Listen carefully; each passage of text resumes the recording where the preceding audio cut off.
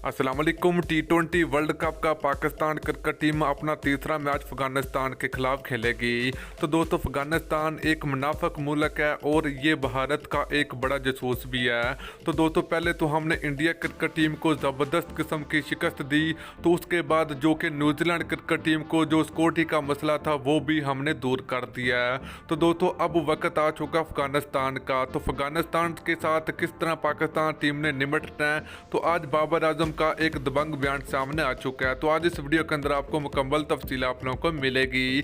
तो दोस्तों, अगर आप लोग भी पाकिस्तान क्रिकेट टीम से मोहब्बत रखते हैं तो जल्दी इस वीडियो को लाइक करें, उसके बाद चैनल को सब्सक्राइब करें और बेल आइकन जरूर अनेबल करें ताकि आप लोगों को मजीद क्रिकेट की वीडियो मिलती रहेगी।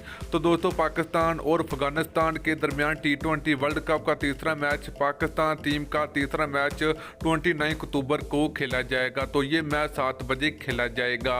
तो दोस्तों, पहले तो हमने इंडिया क्रिकेट टीम को जो कि एक इबरतनाक शिकस्त दी, उसके बाद जो न्यूजीलैंड क्रिकेट टीम के साथ हुआ वो पूरी दुनिया ने देखा है। तो दोस्तों, अब बारी आ चुकी है अफगानिस्तान की। तो अफगानिस्तान को सबक सिखाने का पाकिस्तान टीम के पास एक बहुत ही बेहतरीन मौका है।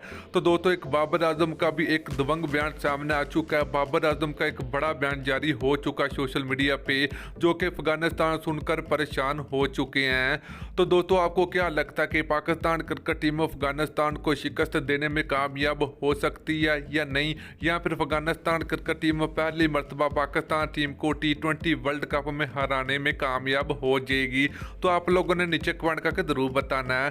तो दोस्तों, पाकिस्तान और अफगानिस्तान के दरमियान T20 वर्ल्ड कप का ये मैच बड़ा मुकाबला आपको 29 अक्टूबर को देखने को मिलेगा।